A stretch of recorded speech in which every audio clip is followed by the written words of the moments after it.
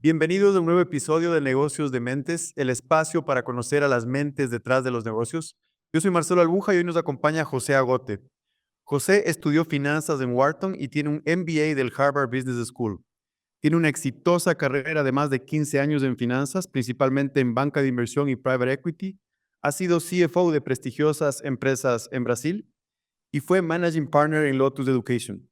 Actualmente José es el CEO y cofundador de Matilda, la startup mexicana que da servicios financieros a instituciones educativas de la región. Bienvenido a Negocios de Mentes, José, ¿cómo estás?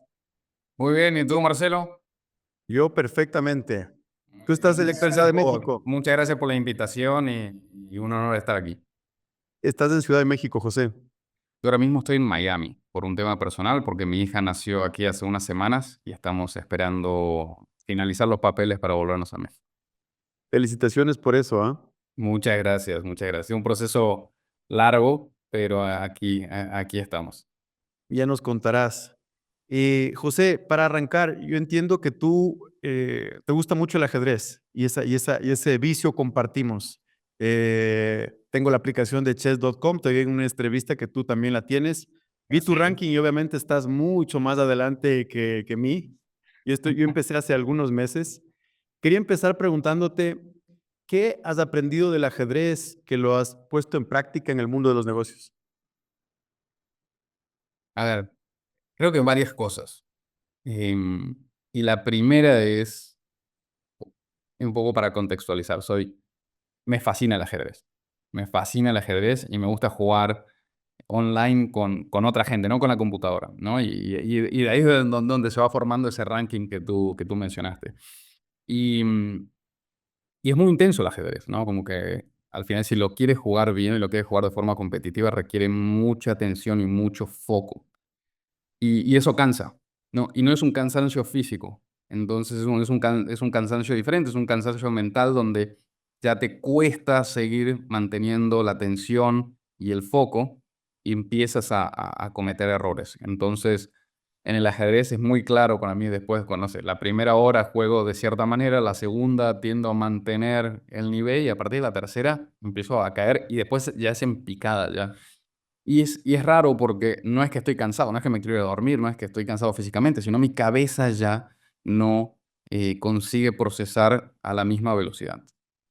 Y de eso me ha hecho pensar mucho en el trabajo, ¿no? Entonces, uno no se da cuenta, porque no son las señales de cansancio que uno está acostumbrado a sentir, ese cansancio físico, sino a veces es que la cabeza, por más de que no nos estemos dando cuenta, ya no funciona a la misma velocidad ni con la misma intensidad.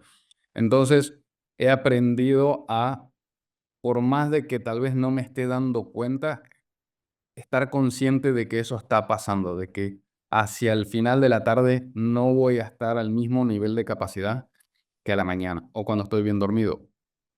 Otra cosa que también me pasa con el ajedrez es en las vacaciones juego mejor que en mi día a día cuando estoy trabajando. Y es porque estoy bien descansado, ¿no? Entonces eso también a mí me resalta la importancia, no solamente para mí, sino para el equipo, de descansar, ¿no? Por ejemplo, en Matilda damos muchas vacaciones y por ley, en América Latina en general, en el mundo en general, ¿no? Por ley, por ejemplo, las personas cuando arrancan tienen pocos días de vacaciones o hay países que hasta que no se cumple un año no hay vacaciones. Y el Matilda es un lugar donde se trabaja con mucha intensidad, ¿no? Y somos un equipo ganador, con mucho ownership, al pie del cañón y a veces tocan noches largas, a veces fines de semana. No es la norma, pero se exige mucho de la gente. De la misma manera, yo siempre le recuerdo a la gente que se tiene que tomar vacaciones, porque al final el efecto burnout es real y a veces sin llegar al burnout, sino es si tú no descansas, si no te haces ese tiempo para recargar las baterías, tu desempeño no va a ser óptimo, ¿no? Entonces, esas lecciones me ha dejado el ajedrez sobre medirme, eh, darme espacio para descansar y conocerme también, ¿no? Conocerme que mi desempeño no es igual en todos los momentos del día. Me pasa lo mismo y yo creo que igual, yo juego mejor ajedrez en la mañana que en la noche. Llevando esto al mundo de los negocios, José, ¿tú tratas de tomar las decisiones más importantes o tener las reuniones más importantes en la mañana cuando estás fresco o cómo funciona tu día a día en ese sentido? Sí, hago dos cosas. tiendo a cargar la semana más hacia los primeros días de la semana, lunes, martes, ¿no? Que vienes del fin de semana, si todo salió bien, vienes descansado, ¿no? Ahí donde los hijos de repente te descarrilan los planes, pero tiendes a llegar más descansado, entonces tiendo a cargar lunes y martes con más reuniones, y son reuniones con el equipo donde se toman decisiones, y más a la mañana que a la tarde, ¿no? Y por dos razones. Uno es este factor que acabamos de comentar, y dos también es aprovecho para entonces no estar tan cargado, tal vez tomármelo un poco más tranquilo, tal vez descansar un poco y darme espacio para pensar también. Creo que es algo que he aprendido con los años, y que te tienes que dar lugar para pensar, para dar un paso para atrás, para abstraerte, para ver el negocio, ver el campo completo, mirar el horizonte, ¿no? Ver por dónde vienen las oportunidades y las amenazas, porque estar en la trinchera constantemente en ese modo de ejecución tiene mucho valor, pero tienes que tener cuidado de que eso no se vuelva el 100% de tu día, ¿no? Entonces, me doy esos espacios también para pensar en el negocio, pensar un poco de forma un poco más macro. Seguramente si yo veo tu agenda, tu Google Calendar va a estar repleto de reuniones, ¿no es cierto? Ningún slot de vacío. Cuando dices, me doy tiempo para pensar, ¿qué significa esto? ¿Guardas un espacio de tu agenda para alguna actividad en particular? ¿O cómo le sacas tiempo a la agenda para, como dices tú, pensar? Mira, es difícil porque la verdad que el día a día es muy intenso, y más en una compañía como Matilda, donde tienes muchos frentes, ¿no? Tienes una compañía que crece más de 100% por año, y eso genera muchísimas complejidades y muchísimos desafíos, tanto en tecnología, procesos, equipo, que requiere que estés encima. Tiene toda la parte de inversionistas, ¿no? Existentes y potenciales, que toda la parte de fondeo, la expansión internacional. Entonces, es fácil que te consuma 100%, 110% de tu agenda. Y ahí es donde necesitas tener un muy buen equipo, ¿no? Y buenos cofundadores para poder dividir y que nadie esté sobresaturado. Y porque no soy solo yo el que tiene que tomarse tiempo para pensar, también son los otros líderes de la compañía que tienen que poder hacer esto. Entonces, ¿cómo lo hacemos? Y el sistema que nos ha funcionado es dividirnos, ¿no? Hay temas muy sensibles que yo no lidero, que lidera uno de mis cofundadores, y confío plenamente en esa persona, y eso me permite a mí entonces de repente no participar de reuniones que me llegaron. Pero yo, a ver, tú, Ileana, o tú, Juan Pablo, o tú, Adrián, tú lidera esto, yo no me voy a meter. Y eso me permite a veces solamente empezar a tener un hueco libre donde puedo pensar, voy a revisar tal reporte, voy a revisar tal dashboard. Hay un número el otro día que no me estaba haciendo sentido. Voy a buscar al equipo y voy a hacer una sesión para... Y a veces me voy al analista, no es que, junto a todo el equipo. Voy directo con el analista, a ver, muéstrame esto, muéstrame aquello. Pero creo que el secreto es eso, es darte tiempo, es poder no estar en todo. Y para poder no estar en todo necesitas un gran equipo. Interesantísimo. Para nuestra audiencia, estoy seguro que muchos no habrán escuchado todavía de Matilda. Sin embargo, antes de llegar a Matilda, yo quisiera explorar brevemente tu carrera, ¿no? Tienes una carrera espectacular. Entiendo que tu primer trabajo fue en JP Morgan. ¿Cómo empiezas y cómo te involucras luego de salir de Wharton al mundo de la banca? Medio por casualidad, esa la triste realidad.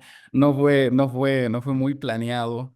Fue, a ver, Pero por estudiaste por finanzas, entonces más o menos ese era el camino, ¿o no? sí, pero, a ver, entonces yo me crié en Argentina, y en América Latina, tú tienes el sistema universitario, es muy rígido. Tú a los 18 años eliges, yo quiero ser abogado, entonces entras a estudiar derecho y en tu primer año tienes materias de derecho. Medicina lo mismo, ingeniería. Y si tú cambiaste de opinión, tenemos muchísimos amigos, probablemente tú también, de que, empecé en economía, pero después me fui a derecho. Y perdieron 2 años a empezar de cero. Entonces, una de las cosas que a mí me gustaba mucho del sistema americano era yo no tenía que decidir a los 18 años. el sistema americano, que hay gente que lo critica, pero a mí la verdad que me gusta mucho, es entra menos en profundidad. Tú te gradúas con un título de economía, un título de ingeniería, y si comparas con el currículum de una universidad latinoamericana, tienes mucha menos profundidad. ¿Por qué? Porque tienes por lo menos 2 años de lo que se llama currículum general, ¿no? Y el americano es más de la filosofía de, si tú eres un ingeniero, pero no sabes nada de historia, no sabes nada de política, no sabes nada de literatura, no eres una persona completa. Es Preferimos que liberal. sepas un poquito menos de ingeniería, pero que seas una persona más completa. Pero lo que eso te permite también es, los primeros 2 años, tomar un poco de todo y poder decidir después. Entonces, eso me encantaba, pues yo a los 18 años no tenía ni idea qué quería hacer con mi vida. Y bueno, después de 2 años en la universidad, cuando tenga 20, yo creo que voy a saber lo que quiero hacer. Llegaron los 20, no tenía ni idea de lo que quería hacer. Entonces, me iba bien en finanzas, me parecía interesante y muchos de mis amigos estaban estudiando finanzas. Entonces, elegí en Wharton se llama concentración, elegí esa concentración en finanzas. Entonces me fui por ahí. Y llegó el último año y tenía que elegir en qué trabajar. Y de vuelta, ¿no? Era como que todo el mundo, no, pero muchos de mis amigos estaban yendo a Wall Street a trabajar en bancos en Nueva York. Y dije, bueno, a ver, parece un buen desafío. Y otra cosa también, igual que con el ajedrez o con los deportes en general, a mí me motiva mucho el desafío, ¿no? Entonces, este era un trabajo como aspiracional, era difícil entrar a estos bancos, necesitabas buenas notas en la universidad, Claro. necesitabas hacerlo bien en las entrevistas. Entonces, a ver, sí, vamos con el desafío, pero no porque me encantara el trabajo, me llamara mucho la atención, sino me gustaba el desafío. Y entré, y mis amigos lo estaban haciendo y yo no tenía mucha idea, y bueno, es un buen paso hacia adelante. No me va a lastimar a nivel currículum ni Claro. carrera trabajar en JP Morgan en Nueva York, ¿no? Entonces, bueno, ahí fui. Y fue una buena experiencia. Estuve un año en la oficina de Nueva York y ahí el banco me manda a la oficina de México, que fue la primera vez que yo viví en México. Ahora estoy en Miami, pero yo vivo en México ya mi segunda vuelta, hace un poco más de 4 años. Y llegué en 2008. Y estuve en total 2 años en el banco. Fue una gran experiencia porque aprendí mucho sobre ejecución, sobre disciplina de trabajo, sobre metodologías, pero el trabajo en sí no me gustó nada, nada. Se me hacía ¿Qué? demasiado alejado de la realidad. Yo tuve momentos así, siempre cuento, ¿no? ¿Por qué no te gustó banca e inversión? Una de las historias que cuento es que es real. Un día estaba a las 3 de la mañana, yo era analista de primer año con el asociado, que es como la posición que le sigue, trabajando en una evaluación. El socio nos había dicho, la evaluación tiene que dar 10 veces EBITDA, pero lo estamos haciendo por flujo de caja descontado. Ujú. ¿Pero? El socio ya tenía una evaluación, tiene que llegar a esta evaluación. Ya está. Hagan toda la proyección, el modelo complejo, pero tiene que dar este número. O sea, resolver desde el resultado hacia atrás. Exacto, hacia la construcción y justificarlo con un análisis de 58 páginas, pero tiene que dar este número. Entonces, estamos haciendo eso y bueno, ¿cómo le hacemos? ¿Cómo le movemos? ¿Cómo generamos más flujo para poder llegar al número que nos dijo el socio? Bueno, entonces vamos a moverle el capital de trabajo porque hay una compañía en Chile que tiene el capital de trabajo de esta manera, entonces vamos a poner que progresivamente llegamos a la misma eficiencia de esta compañía en Chile. Y digo, ¿qué estoy haciendo con mi vida? Esto no tiene ni pie ni cabeza, no tiene ninguna relación con el mundo. Estoy aprendiendo mucho de cómo proyectar los flujos de una compañía, de evaluación, de temas técnicos, pero esto no tiene una conexión con el mundo real y eso me frustraba muchísimo. Y además la otra cosa es, tal vez esto sí se logre, pero ¿cómo es que se logra?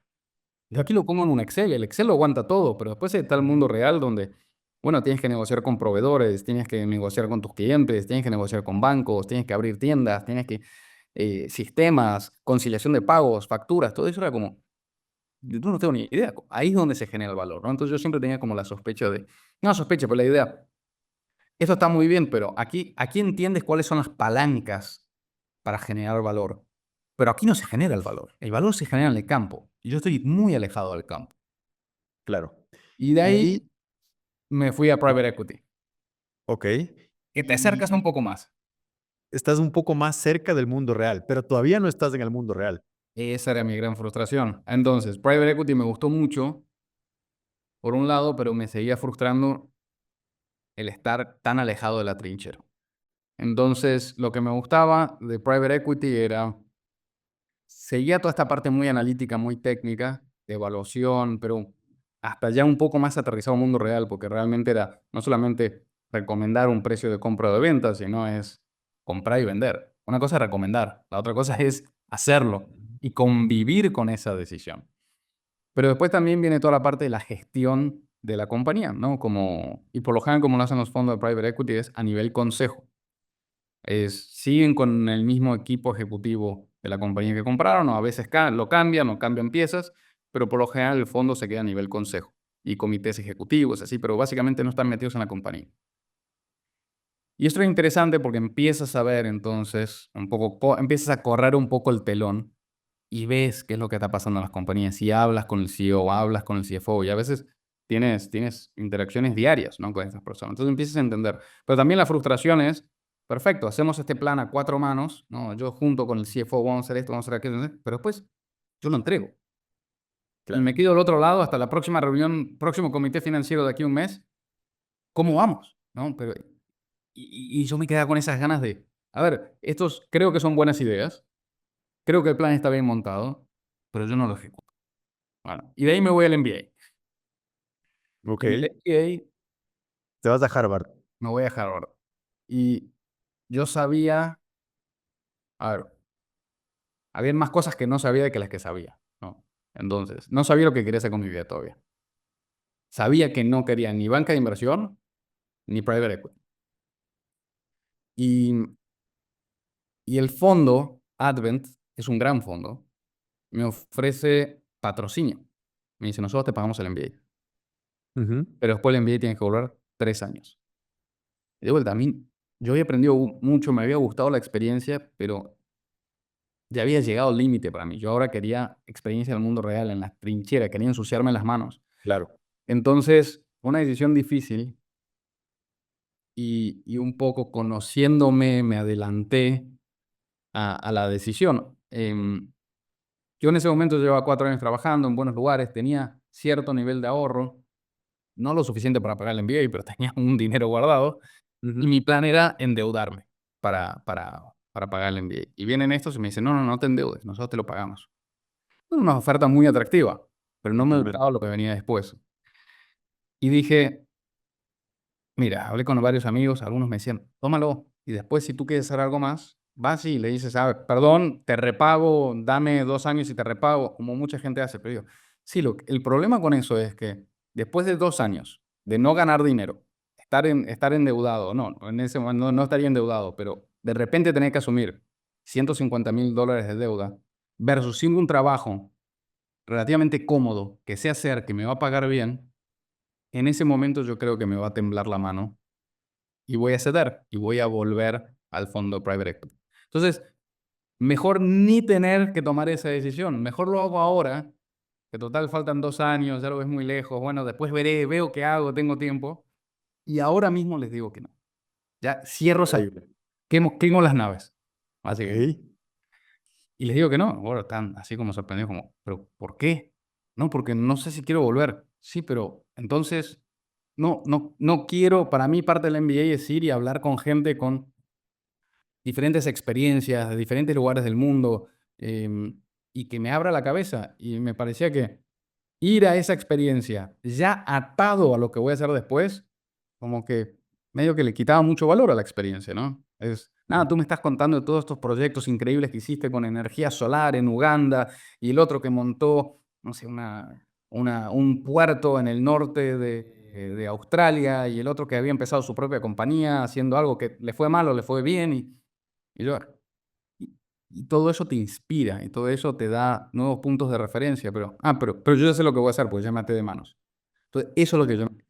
Entonces, quemo las naves, no acepto el patrocinio, me Te voy. endeudas, me imagino. Te ¿Cómo? endeudas, Me endeudo, yo salí, yo usas todos tus ahorros para pagar la maestría. uso todos mis ahorros y además me endeudo. Yo lo que le digo a la Ah, gente, yo tenía 28 años saliendo nuevamente al mundo laboral con un patrimonio neto de menos $130,000.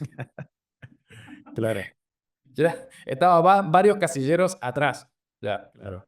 Em, y ahí voy a una compañía que se llama IMC Esto ya después de Harvard. después de Harvard. Antes de pasar, José, quiero preguntarte sobre el MBA. Sí, Obviamente en el MBA tienes una experiencia académica, definitivamente, pero Pero, ¿qué es realmente lo que aprendes luego de pasar por un MBA de Harvard? ¿Cuáles son esas grandes enseñanzas, más allá de lo académico? Mira, el MBA, yo siempre digo a la gente, déjame responderlo de otra forma, ¿no? Muchas veces me preguntan, ¿tú recomiendas un MBA? Y yo digo, depende qué quieres. Ujú, Si, si quieres, si ya estás decidido, tú estás en banca de inversión y tú estás decidido que quieres ser banquero el resto de tu vida, no necesariamente tiene tanto sentido. Tú ya estás ahí, no te va a agregar nada. Y dos, como experiencia personal, ¿es algo que te atrae? Sí o no, porque ese es un componente muy grande del MBA, es la experiencia personal. Lo que estaba comentando es conocer gente de diferentes lugares del mundo con experiencias muy diferentes a las tuyas. A veces de tus mismos lugares, pero con experiencias muy diferentes claro. que te ayudan a abrir la cabeza. Entonces, si eso te genera curiosidad y eso te agrada y además le ves algún tipo de valor en tu carrera, sea porque te ayuda a pivotear tu carrera, te ayuda a acelerar tu carrera o te ayuda a redefinir tu carrera, como fue mi caso, entonces sí. Y ya de forma más concreta a tu pregunta, yo creo que el gran valor agregado del MBA son, aparte del tema académico, son dos. Uno es te abren un poco los ojos, no solamente los profesores y el ambiente, pero sino tus propios compañeros al mundo de posibilidades, ¿no? Ujú, Un poco eso, para bien y para mal también, te inflan el ego como nunca en tu vida. ujú, ujú. Y lo digo para bien y para mal, porque después hay mucha gente que va y se da golpes, ¿no? Porque después llega el baño de realidad cuando vuelven al mundo real. Claro. Pero por otro lado también es el primer paso de hacer algo impresionante, algo increíble, es creársela, ¿no? Paso número uno es, yo sí lo puedo hacer, ¿no? Y eso requiere cierto nivel de autoestima, que el MBA ayuda a que te la creas de cierta manera, ¿no? Y el otro gran valor, entonces, primero es, uno, ver todas las posibilidades y después Sí. también como que realmente yo puedo ser Ujú. esa persona, ¿no? Y la realidad es que sí lo puedes ser. Si lo haces bien, si trabajas, si eres disciplinado y tienes un poquito de suerte también, creo que eso es un factor que la gente muchas veces no habla. La suerte, 100%, es un factor determinante, no el principal, pero es un factor muy importante en el éxito. Y por el otro lado, esa red de amigos y de contactos que vas a tener. Yo todavía tengo excelentes amigos del MBA, probablemente deben ser unos 15, 20 en diferentes grupos, que son personas al día de hoy muy, muy, muy cercanas, todos con carreras súper interesantes, que me agregan valor no solamente como amigos, pero sino también a nivel profesional. ¿Cuál fue tu clase favorita y qué es lo que aprendiste en esa clase? Mira, hay una clase, no fue mi clase favorita. Entonces, separo mi clase favorita y la que creo que en la que aprendí algo que realmente cambió mi visión. Mi clase favorita fue una que se llamaba eh, Entrepreneurship Through Acquisition. Entonces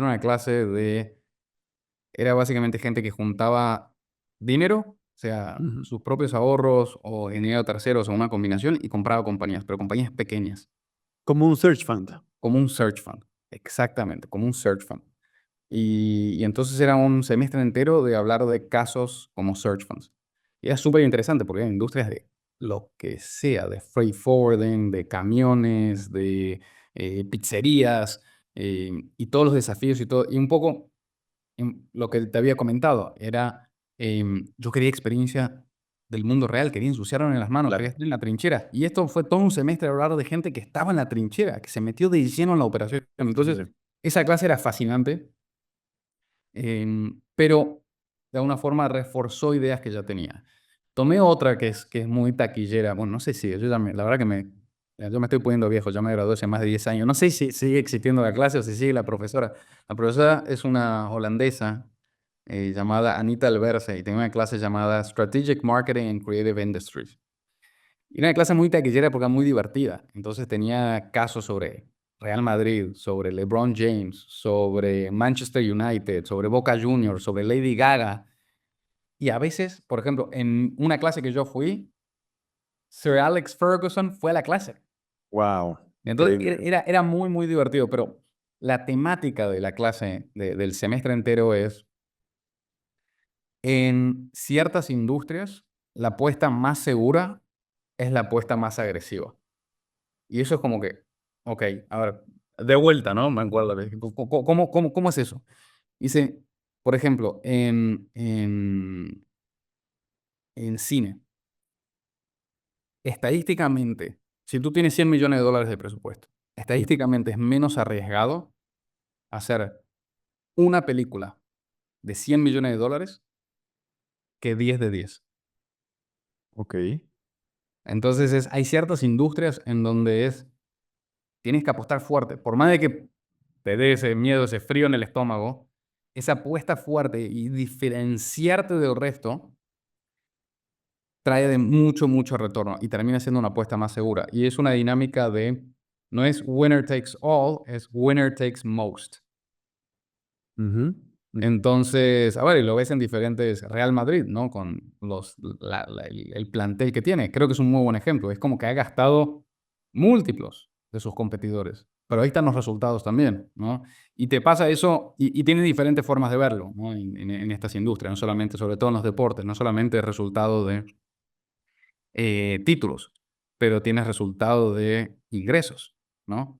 Entonces, por ejemplo, ahora un caso interesante lo que estás viendo con Messi en Inter Miami, que acaban de quedar fuera de los playoffs, pero a nivel ingreso, no sé, el otro día lo estaba leyendo, pero han multiplicado los ingresos por 50 entre merchandising, ingresos, patrocinios.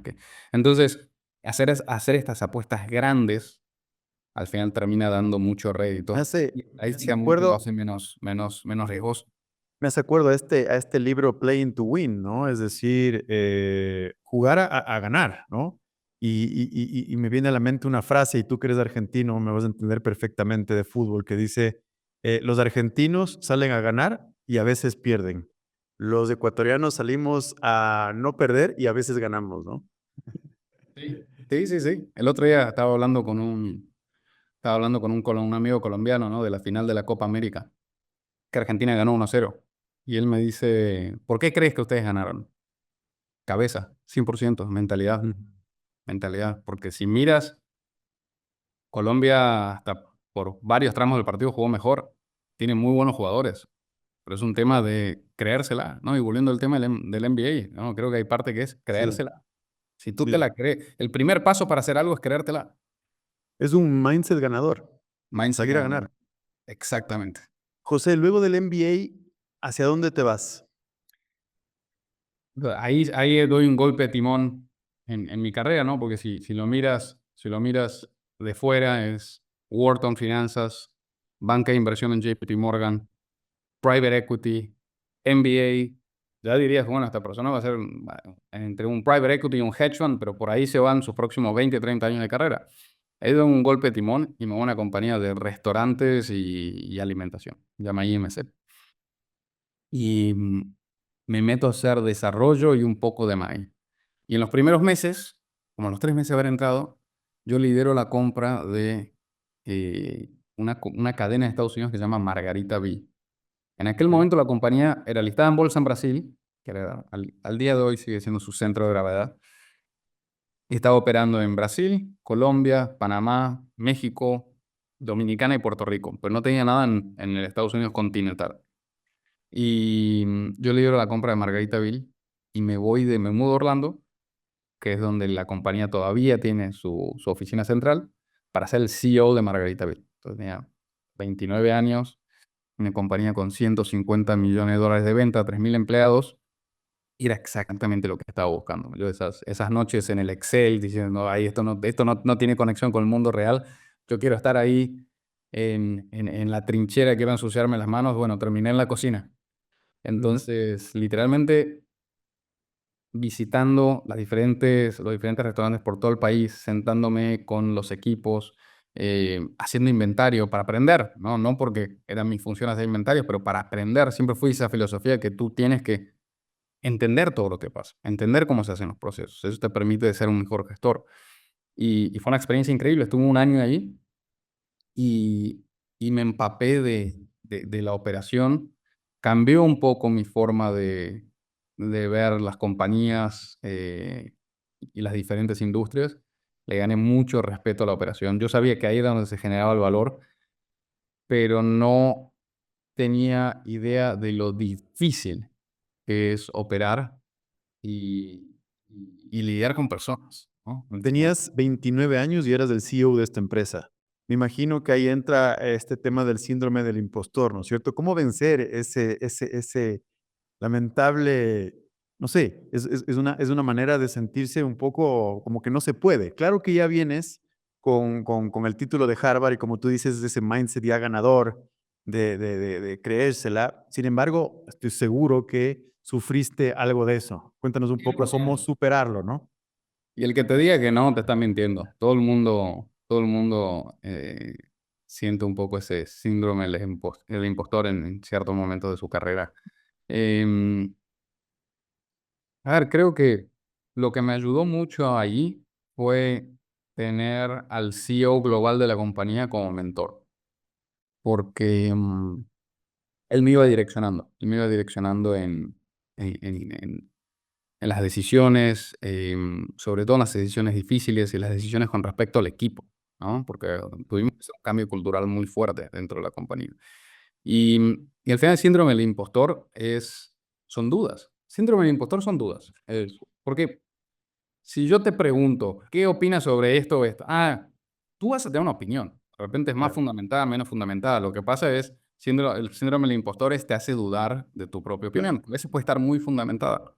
Entonces, el tener un mentor con el que puedas rebotar las ideas y pueda validar o refutar, ¿no?, tus opiniones, y llegar a una nueva conclusión, te da esa seguridad para, para avanzar, para tomar decisiones. Entonces, la forma en la que lo fui superando fue eso, fue apoyarme en alguien con mucha más experiencia, con una visión parecida y una persona en la que confiaba, con la que trabajaba muy bien y que, por cierto, al día de hoy seguimos siendo muy amigos.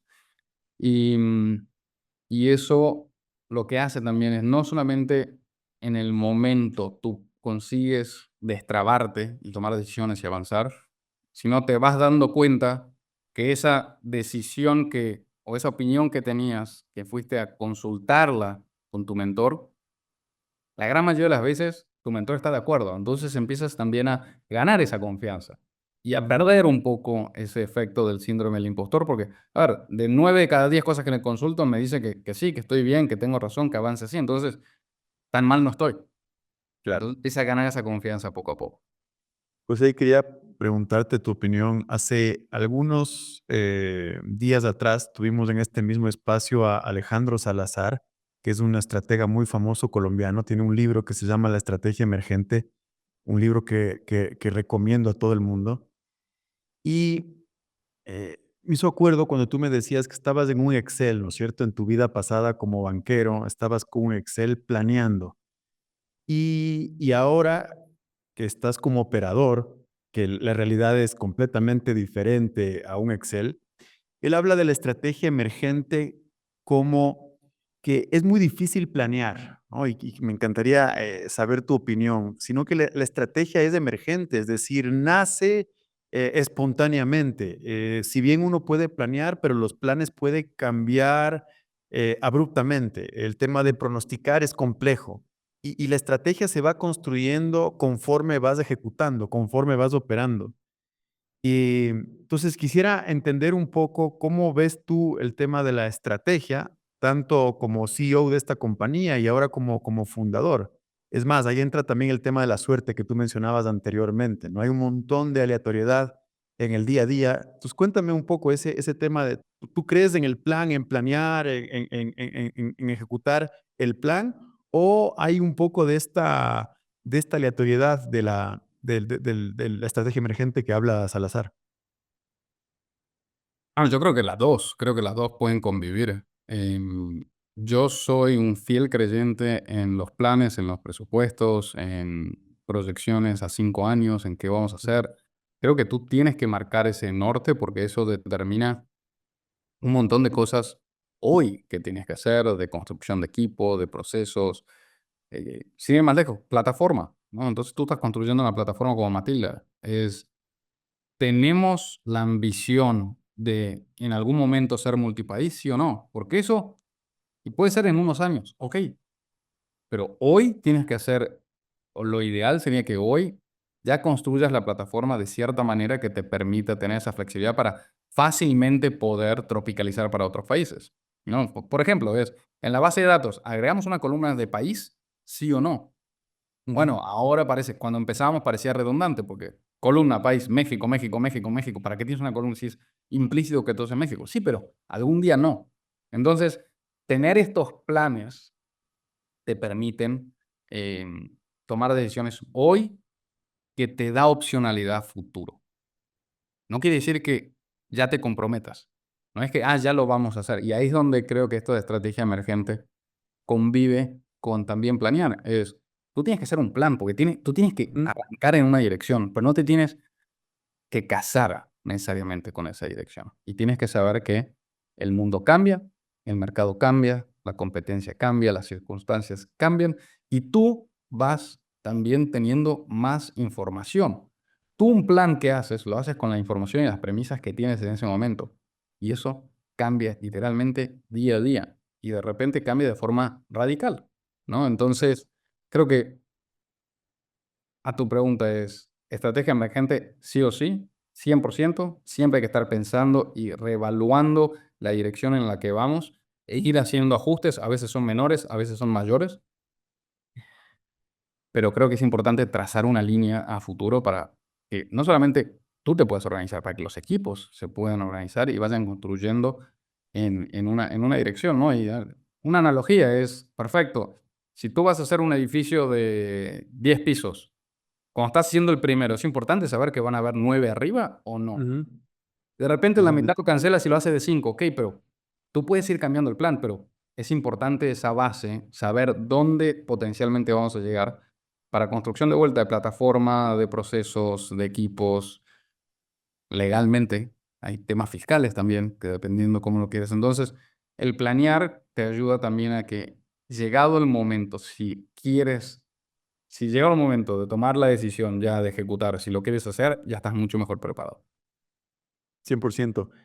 Ahora, él habla que el plan no es la estrategia, dice él, ¿no es cierto? La estrategia son esos hard choices que tú vas haciendo en el camino. Entonces es como Ujú. quizá un nivel un poco más arriba, más filosófico de la empresa, ¿no es cierto? Y luego el plan sí es la ejecución que va hacia adelante. Sí, la estrategia es la estrategia y el plan es más táctico. Definitivamente. Y luego, José, tú vas hacia Lotus Education, entiendo, ¿no es cierto? Ya te metes en ese mundo luego de haber sido operador de esta gran empresa. Luego, De ahí estuve en Orlando, de ahí me voy a hacer CFO global a Brasil. Entonces llego en del 2000 mismo grupo, ¿no? del mismo grupo, compañía listada en bolsa, operando en 7 países, y estoy 4 años en ese rol. Y de ahí me paso a otra compañía, también listada en bolsa, esta vez en el sector de salud, llamada DASA, gigantesca la compañía, market cap de en su momento unos 5.000 o 6.000 millones de dólares, 40.000 empleados, y ahí estoy un año y medio, dos, y ahí me empieza a pasar algo muy parecido a lo que me estaba pasando en JP Morgan. Estaba demasiado lejos de la trinchera. Mm. Demasiado, ya en esas compañías tan grandes, el rol de C-level, de ser director financiero, director general, lo que quieras, se vuelve muy institucional. Hablaba con bancos, hacía presentaciones internas en frente de 5.000 personas, de resultados y motivación y esto, pero yo no me estaba ensuciando las manos. Y empecé a tener como esa crisis nuevamente de, esto lo hago bien, pero no es lo que me apasiona, ¿no? Y ahí doy otro golpe de timón y me mudo de vuelta a México y me sumo a Lotus Education, que era una compañía media en ese momento. Teníamos unos 3.000 empleados en el sector de educación, ¿no? Un buen amigo mío y socio en Lotus y socio en Matilda y socio en varios proyectos más, Jesús Lanza, había empezado un search fund y en 2015 había comprado una universidad pequeña y la había crecido bastante. Y cuando yo entro, teníamos unos 40.000 alumnos. Y en 2 años la llevamos de 40.000 alumnos a 90.000 alumnos. Y más que le duplicamos el EBITDA. Y la vendimos a principios de 2022. Entonces yo estuve allí y estuve liderando M&A, las integraciones de esas compañías, de esas universidades que compramos. Y toda la transformación digital del negocio también. Creé el área de producto, creé área de data. Estuve muy metido en todo, no la parte de programas online, porque teníamos todo un departamento académico que hacía un excelente trabajo, pero en la parte realmente de cambiarle el ADN a la compañía para ser más tecnológica, para pensar más en data, en tecnología, en plataforma. em, y volviendo a lo que hablábamos hace un rato, ¿no? Y paso número uno, es súper interesante el caso de Lotus, porque paso número uno es creérsela. Cambiamos de compañía con un perfil muy tradicional, todas las que compramos eran súper tradicionales, a una compañía muy moderna que hoy están ganando premios de innovación. Y eso lo hicimos nosotros, hoy lo continúan varios de los que fueron mis socios en Lotus, incluyendo Jesús. Eh, pero es increíble de cómo pasaste de una compañía tan tradicional de familia ahora a una compañía que gana premios internacionales de innovación, porque dijimos lo vamos a hacer y lo hicimos. Ahora, ahí me lleva a un tema y ha sido, digamos, reiterativo en el tema este de creérsela. Seguramente habrás escuchado este libro, Ego is the Enemy, ¿no es cierto? Entonces, ¿hasta qué punto o cuál es un justo balance entre ese ego que te ciega, ¿no es cierto? Y el de creerse, de tener confianza en uno mismo. ¿En dónde, cómo se encuentra ese justo balance? Y creo que, a ver, es una muy buena pregunta, pero es que son cosas muy diferentes. Una cosa es decir, yo confío en que lo puedo hacer. Y otra cosa es decir, yo sé cómo lo puedo hacer. ¿No? Y creo que el ego, el mal ego es yo ya me sé todas las respuestas. Ujú. Y es muy diferente decir yo sé que puedo llegar ahí. No sé cómo llegaré, pero voy a consultar personas, me voy a rodear de personas que sepan, voy a aprender, voy a escuchar podcasts de gente que lo ha hecho, voy a leer libros y voy a estar consciente de lo que sé y de lo que no sé, estar constantemente reevaluando las decisiones y confío que eso me va a llevar a donde quiero, ¿no? Porque ya lo he hecho. Yo ya he salido de punto A queriendo ir a punto B sin saber cómo realmente iba a llegar a punto B, pero llegué. Requiere mucho trabajo eso. Eso creo que también es otra cosa que muchas veces la gente subestima de las startups, porque la startup es exactamente eso. Hay mucho de la startup y sobre todo en los años iniciales que es hacer camino al andar. Claro, Y es muchísimo trabajo. Es más fácil andar por el camino transitado. Ya esto totalmente. sí se hace así, están los procesos, la gente lo sabe hacer. Pero una startup por definición es, estás creando una solución nueva que no existía, que ahí hay un montón de desafíos internos y externos. Entonces, ahí es donde entra, ahí es donde el ego bueno de yo confío en que voy a poder solucionar los problemas a medida que vengan, me voy a dar golpes, pero mismo esos golpes le voy a poder dar la vuelta y lo vamos a solucionar, pero eso requiere que de vuelta me rodee de buena gente, que tenga buenos asesores y aprender, aprender, aprender. Y eso es completamente diferente del ego malo de yo ya me las sé todas y vamos por aquí y no estar reevaluando, no estar escuchando a otra gente, no estar escuchando, tomando feedback, sea de tus pares, tus socios o el cliente. Entonces, yo separaría el ego en el creérsela, confío en que voy a poder solucionar los problemas en el de yo ya sé cómo solucionar todo. Definitivamente. Y luego, ahora mencionaste el tema de las startups, ¿no? Entonces, luego de Lotus, ahora sí dices, me voy a lanzar como emprendedor y lanzas Matilda. Sí. ¿Cómo fueron los inicios? Entonces vendimos la compañía, vendimos Lotus. Y fue bueno, ¿y ahora qué? ¿No? Al día siguiente de firmar la venta, yo me salgo de la operación. Estábamos buscando diferentes proyectos, teníamos varias ideas dando vueltas. Y ¿Qué una año de era esto? O sea, ¿qué año se 2022. cierra? ¿2000? Firmamos la venta en marzo del 22. Y yo me salgo. Y empezamos Matilda mayo del 22, ¿no? Un par de meses después, cuando empezó a entrar el dinero. Y ya veníamos como madurando esta idea de Matilda, de ayudar a las escuelas privadas con la cobranza. Empezamos el análisis y montar esta presentación, dándole forma a la idea. Y en marzo, abril empezamos a hablar con inversionistas y básicamente a pasar el sombrero. Y un poco de caraduras, ¿no? Porque, a ver, ¿tiene experiencia en startups? No. A ver, tenemos experiencia en tecnología, pero ya compañías de otro nivel, ¿no? Te mencioné la de DASA, la de Medicina Diagnóstica de Hospitales en Brasil, tiene un componente grande de tecnología. Lotus, toda la transformación digital que hicimos ahí, pero así como experiencia en Google, Uber o alguna startup de tech, no. Sí. Pero conocemos muy bien la industria, sabemos ejecutar. Creo que también es algo que muchas veces la gente como que no le pone suficiente foco a la capacidad de ejecución. Y creemos que tenemos una buena idea. Y levantamos un poco más de 10 millones de dólares de capital semilla y nos pusimos a trabajar. Pero la motivación fue, uno, hay que hacer algo, no me voy a ir a mi casa. Mm. Quiero trabajar, quiero seguir trabajando, pero yo quería un proyecto propio, ¿no? Podría ser, nunca me imaginé, inicialmente no me había imaginado una startup, me había imaginado algo más tipo un search fund, ¿no? Y hacer a compra de una compañía en algún lugar y administrando un play más parecido al de Lotus. Pero esta idea nos gustó mucho, la de la cobranza, y conocíamos muy bien la problemática, conocíamos muy bien la industria. Había todo un tema de founder market fit muy fuerte para nosotros. Y el desafío, nuevamente, es como que, a ver, ahí tengo amigos, conozco gente, se escucha por todos lados, gente que levanta dinero, empieza compañías, que no sé qué. A ver, yo creo que también puedo. Entonces, otro desafío, vamos. Y esa fue como la motivación, ¿no? Se juntó una muy buena oportunidad, o lo que creíamos, por lo menos en papel, que era una muy buena oportunidad para nosotros, porque conocíamos muy bien la industria, conocíamos muy bien la problemática, lo habíamos resuelto internamente para 90.000 alumnos en la cobranza mes a mes. Entonces sabíamos cómo solucionar el problema y sabíamos cómo solucionarlo en escala. Y después el tema ese del desafío, ¿no? Ok, yo a ver si puedo con esto. Crear Y algo desde empezamos, cero. crear algo de cero. Es una experiencia increíble. Si es que tienes que explicar, Matilda, a un niño de 10 años, ¿cómo sería el elevator pitch que lo llaman, no? A un niño de 10 años le diría, entonces, la escuela le cobra a tus papás todos los meses y le manda una notificación de pago y tus papás pagan con tarjeta de crédito o transferencia bancaria.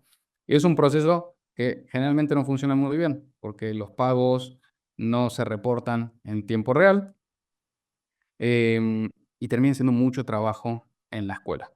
Todo lo que nosotros hacemos es, nosotros automatizamos todo ese trabajo que hace la escuela con los papás y además le damos una mucho mejor experiencia porque le mandamos todo el WhatsApp y lo pueden pagar de forma muy, muy fácil. Entonces tienes papás que están más felices porque tienen una experiencia más amigable, más cómoda, y tienen colegios o escuelas que están más felices porque tienen que hacer menos trabajo. El core, José, es la cobranza, pero tienen otros servicios financieros, entiendo. ¿Cuáles son Tenemos estos? otros servicios financieros. Ofrecemos préstamos también a las escuelas para que, y eso es un segmento súper interesante. Y también tenemos nuestra propia pasarela de pagos en algunos países. En Ecuador todavía no, es algo que estamos evaluando. Pero volviendo a la parte de préstamos, Ujú. la banca tradicional no ha sido muy amigable con el sector educativo, por diferentes razones, pero no es un sector que les atraiga. Y lo que ves en muchos países es, hay una falta de fondeo, una falta de créditos para colegios y universidades. Y no hay una falta de necesidad. Tú cuando hablas con estos dueños o estos emprendedores de la educación, ¿no? Porque al final es, no, ya de repente uno cuando piensa en emprendedores piensa en gente más joven, que está así con una camiseta negra y Ujú. que haciendo podcast, pero Converse. Ujú. exacto, hay emprendedores de 80 años, ¿no? Claro. Y muchos de estos dueños de universidad son estos emprendedores de 80 años que empezaron a sus 50 una universidad de cero. Y tú cuando hablas con estos emprendedores, y si tú tuvieses más capital, ¿qué harías? Es muy raro encontrarte con alguien que te diga, buena pregunta, no sé. La gran mayoría te dice, compraría el terreno de enfrente, haría otra ala, construiría el auditorio, construiría la zona de deportes, haría esto, compraría a mi competidor porque no lo está haciendo bien, pero tiene buena infraestructura, entonces pondría ahí toda la primaria, ampliaría Entonces, ahí rápidamente vemos una oportunidad muy grande. Y no solamente una oportunidad muy grande para nosotros, sino mucho impacto. Tú cuando ves la penetración de educación privada en América Latina, es relativamente baja comparado con otros países. Pero lo que sí ves es una tendencia muy clara al alza.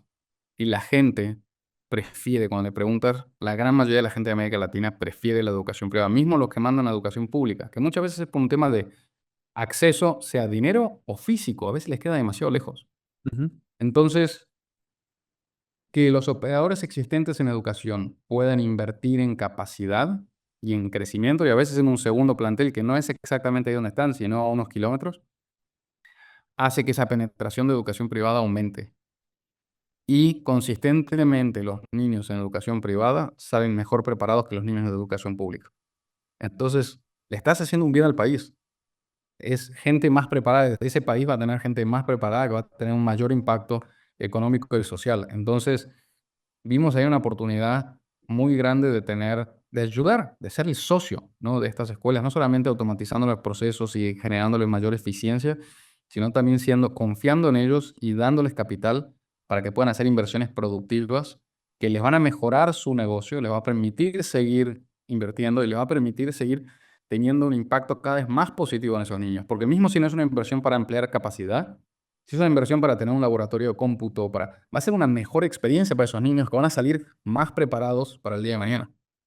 Sí, y ahora que mencionas eso, justo estaba leyendo que el mundo de los colegios, ¿no? El K12, es un mercado que cada vez es más competitivo. Es decir, hay estos fundadores justo que tú mencionabas, que tienen más de 70 años, no necesariamente tienen sucesión, la gente está teniendo menos hijos. Entonces, ¿cómo ves tú el futuro de estas instituciones educativas? ¿Crees que van a haber muchas consolidaciones? ¿Van a desaparecer otros? ¿Qué retos estás viendo tú en esta industria en este momento en Latam? Mira, hay un tema demográfico claro que mencionas, pero para mí el gran efecto disruptor que estás teniendo en la industria ahora es la tecnología, ¿no? Y ahí es donde estamos viendo claros ganadores y perdedores, ¿no? Y y un segmento dentro de la educación privada que ha sufrido más ha sido el sector religioso, porque históricamente no han invertido en tecnología ni ha sido un foco. Su foco ha sido más el tema de valores, y asegurar un ambiente tal vez más tradicional, ¿no? Y Ujú. no de innovación y de tecnología.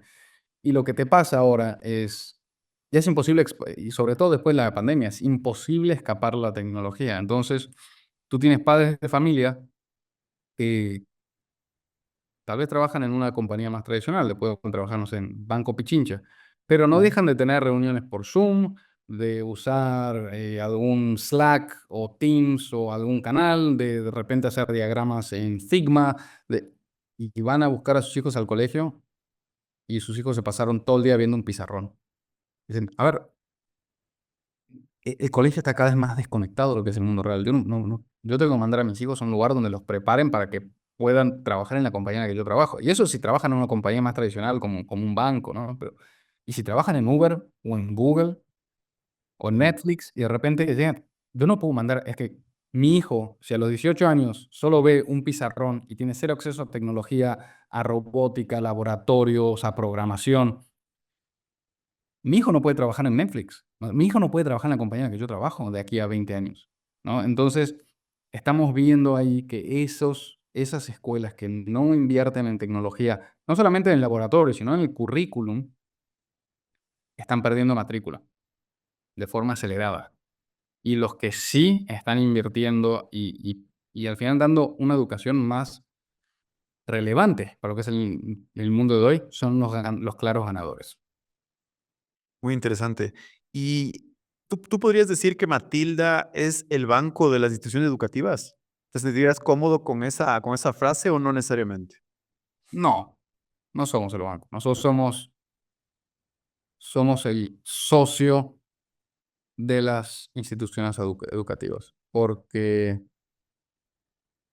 de vuelta, la gran mayoría de nuestro negocio es la parte de cobranza. Ayudamos a ganar eficiencia, a mejorar tus flujos y a mejorar tu relación y tu servicio con los padres de familia o, en el caso de educación superior, con los alumnos directamente. Entonces, hay un componente operativo muy fuerte, de eficiencia, de servicio, y además te apoyamos en tus planes de crecimiento.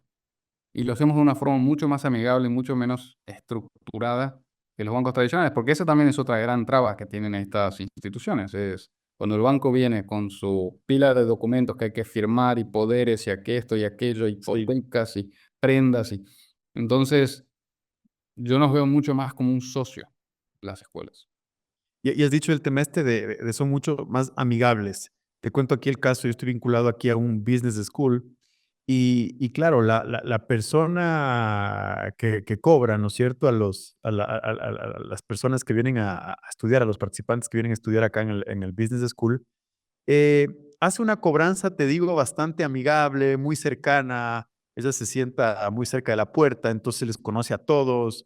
Y el tema de cobranza siempre es un tema delicado, ¿no es cierto? Entonces, ¿cómo ustedes logran esa, como bien dices, esa amabilidad, ¿no es cierto? De alguna manera, el empatía, si quieres, y cómo eso de alguna manera logras hacerlo, pero en gran escala. Es decir, ustedes están ya en muchas instituciones educativas. Entonces, ¿cómo balancear las dos cosas? ¿No? Ser amigable es un tema de cobranzas, es difícil, pero por otro lado también lograr escalar, hacerlo muchas veces. Va. Bueno, antes que nada deberían de contratar Matilda ustedes. Pero, mira, hay dos factores.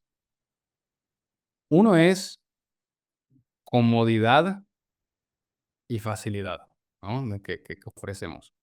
Y el otro es que la gente quiere pagar. La gente, en eso es una industria muy noble, porque la gente quiere pagar la colegiatura o la pensión de sus hijos o la propia, ¿no? Muchas veces cuando son alumnos ya adultos. Em, entonces, así es como conseguimos hacerlo, porque nosotros mandamos mensajes de WhatsApp personalizados. Entonces, a ti te llegaría uno: Marcelo, buenos días, es primero de mes, la colegiatura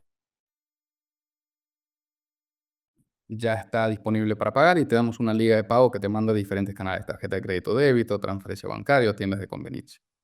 Es un mensaje muy neutro, invitándote a pagar y poniéndotelo muy a mano. Yo lo que siempre digo a la gente es: si tú tienes tu tarjeta de crédito o de débito grabada en el teléfono, en el momento que tú abres ese mensaje, a los 10 segundos, tú pagaste y se terminó. A mí me gustaría pagar así mi renta, la cuenta de teléfono, de gas, de electricidad. Son experiencias muy tediosas, con mucha fricción. Entonces, nosotros lo que quisimos hacer es una experiencia muy, muy fácil, muy rápida. Y lo que hacemos es, te lo dejamos muy a mano.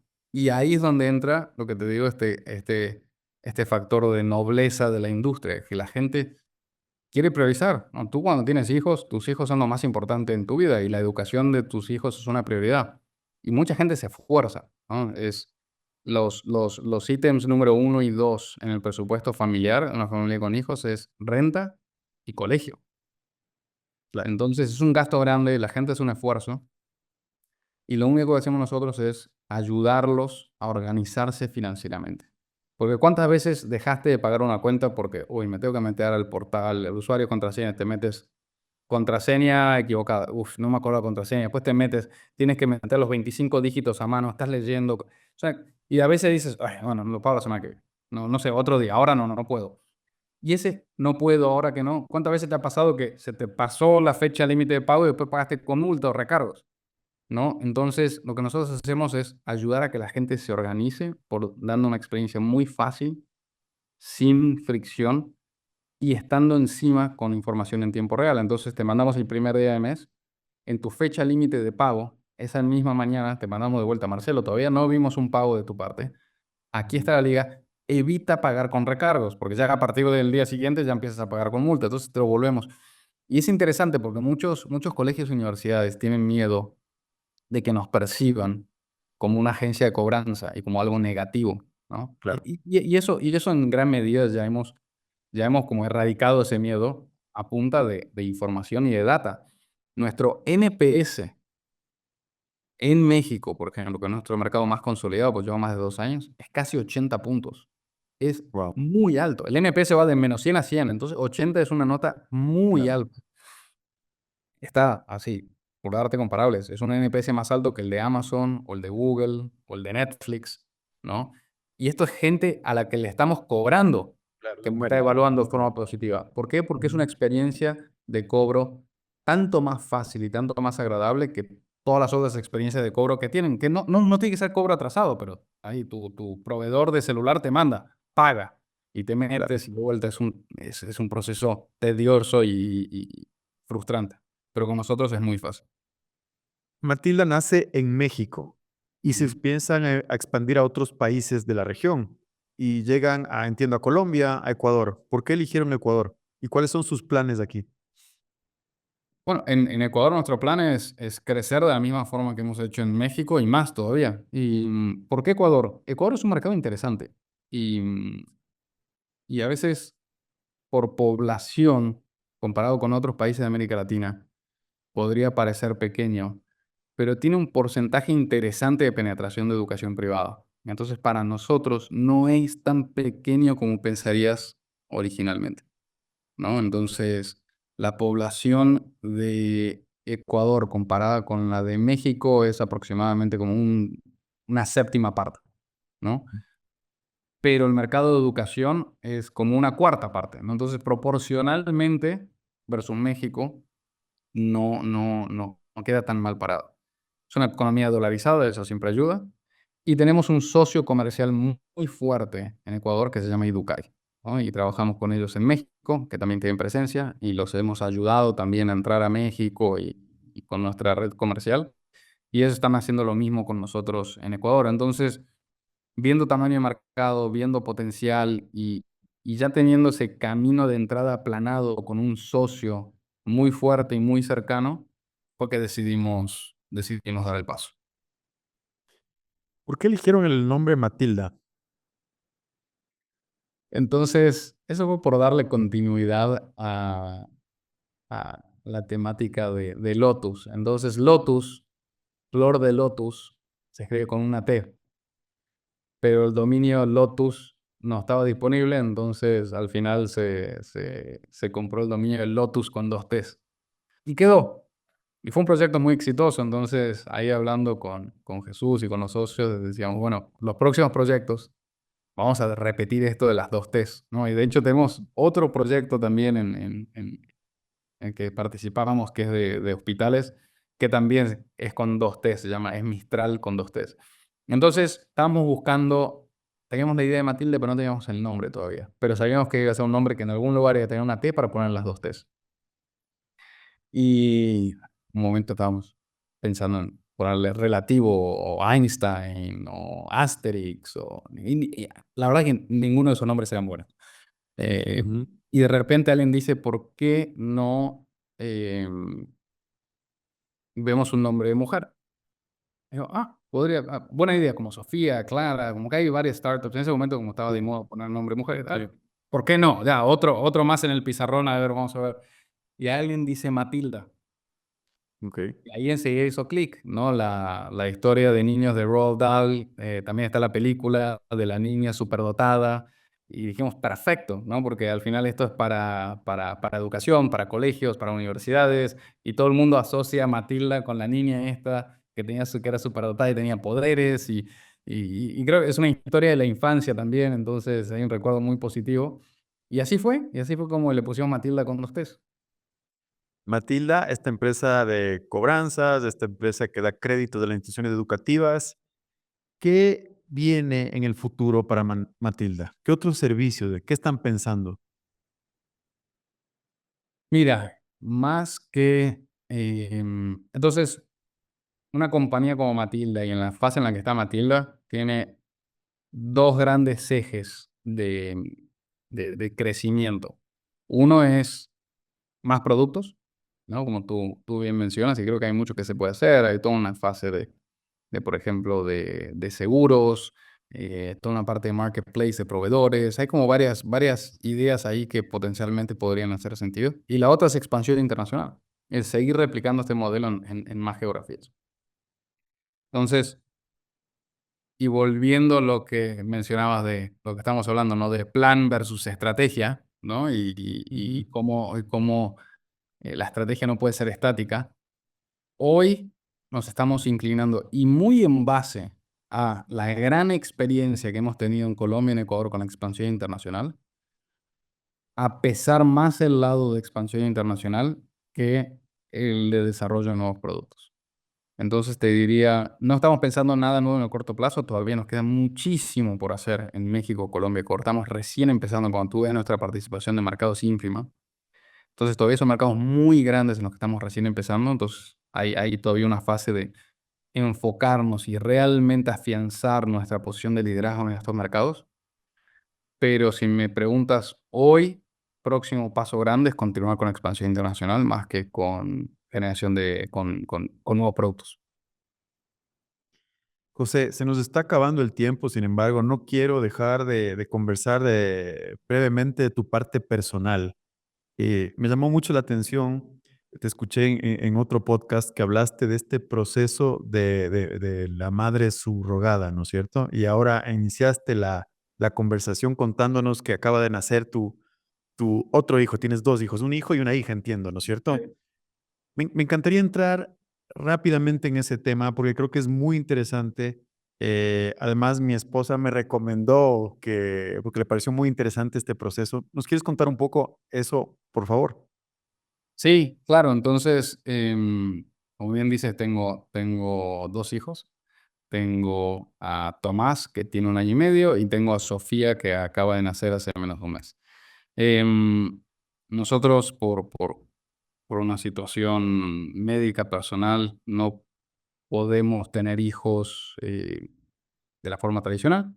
Entonces, desde hace mucho tiempo veníamos evaluando diferentes opciones y una que nos gusta mucho era la gestación subrogada. Por más de que mi mujer no puede gestar ella misma, sí pudimos crear embriones con material genético nuestro. Entonces, nuestros hijos son 100% genéticamente nuestros, solamente están gestados en un vientre de una gestante subrogada. Ahí es donde empieza toda una serie de complejidades, no es legal en todos los países Ujú, y es ilegal en algunos países. En la gran mayoría de los países hay un vacío legal y en algunas jurisdicciones eh, hay industrias que se manejan dentro de ese vacío legal, ¿no? Pero, por ejemplo, ahora en Italia acaban de pasar una ley donde es ilegal la gestación subrogada y es ilegal que los italianos hagan gestación subrogada fuera de Italia también. Entonces, es un tema también que tiene sus complejidades y no es tan trivial.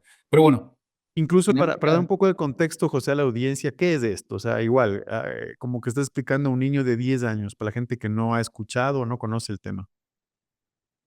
para un niño de 10 años vamos a tener un hijo, mi esposa y yo vamos a tener un hijo, pero ese hijo va a crecer en la panza de una amiga. Pero una vez que nazca, se viene a casa con nosotros. Esa es la ¿Por explicación qué, simple para un niño de 10 por años. qué, por qué esto es ilegal en algunos países? Siempre me he preguntado eso. En poquísimos países es ilegal, ¿no? Italia siendo el ejemplo más claro, es una ley que pasó recientemente. En Argentina, hace muchos años era ilegal y la idea era proteger a las mujeres para que no sean usadas en estos procesos de gestación subrogada. Además, es un tema de protección de las potenciales gestantes. Em, y hay pocos países donde es legal y de vuelta, la gran mayoría de los países no se pronuncia sobre esto. Entonces, no es que es ilegal, no es que tiene nada contra, pero no hay leyes Ujú, claras a favor y que regulen bien este proceso. Por ejemplo, en la gran mayoría de los países, la madre es quien da luz. Y eso tiene mucho sentido. Madre es quien da luz. Porque sí, ¿no? Pero un ujú. proceso de gestación subrogada no es el caso. Ahora, necesitas una ley específica que te diga eso para que después el certificado de nacimiento salga en nombre de los padres genéticos y no la gestante. Entonces, no es que la gran mayoría de los países son contra, es que no lo tienen regulado, no tienen leyes específicas. Entonces, Canadá y Estados Unidos son países donde sí está regulado en leyes específicas y es por eso que muchas veces escuchas de gente que viene a Estados Unidos o que se va a Canadá para hacer este proceso. En su caso lo hicieron en Canadá. Lo hicimos con nuestro primer hijo en Canadá y con nuestra hija en Estados Unidos. Tenemos uno y uno. ¿Qué es la familia para ti, José? La familia para mí es una pregunta muy filosófica. Esa no me la vi venir en el Vamos a cerrar en con un las lapso. preguntas filosóficas. Bueno, la familia para mí es, ya que la pregunta es filosófica, te voy a responder de forma filosófica. La familia para mí es el refugio donde uno está seguro. ¿Cuál es la mejor inversión que has hecho en la vida, José? Creo que ha sido apostar un poco de vuelta a lo que hablamos, de creer que puedo. No creo que sé cómo, pero creo que puedo y creo que voy a descifrarlo en camino. Creo que la mejor inversión que he hecho ha sido apostar en mí y tomar riesgos. ¿Qué es el éxito para ti? De vuelta a una pregunta filosófica y una respuesta filosófica. Creo que el éxito es eh, ser feliz y estar en paz. ¿Y qué es ser feliz? Ser feliz es estar tranquilo, estar contento con tu vida, estar contento con tu vida, sea lo que estés haciendo. Ser feliz es estar en paz, es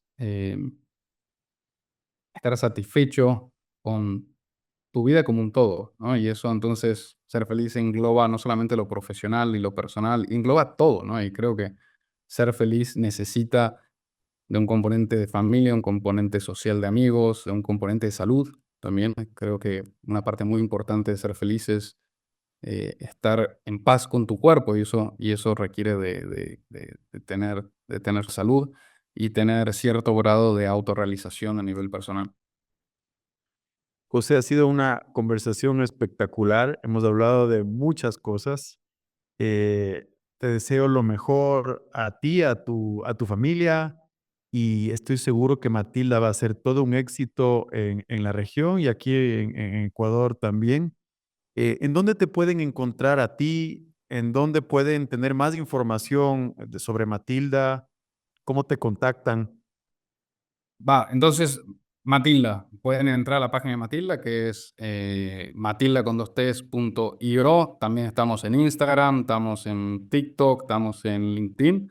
Y a mí me pueden buscar por LinkedIn. Yo de redes, la verdad que no tengo ni Instagram, ni Facebook, ni TikTok, ni Twitter, pero sí estoy en LinkedIn, me pueden buscar como José Agote. Eh, y bueno, y agradecerte nuevamente la invitación. La verdad, conversación súper interesante, preguntas diferentes y un honor haber estado aquí. Muchísimas gracias, José. Gracias a ti, Marcelo. Un abrazo. Chao, chao.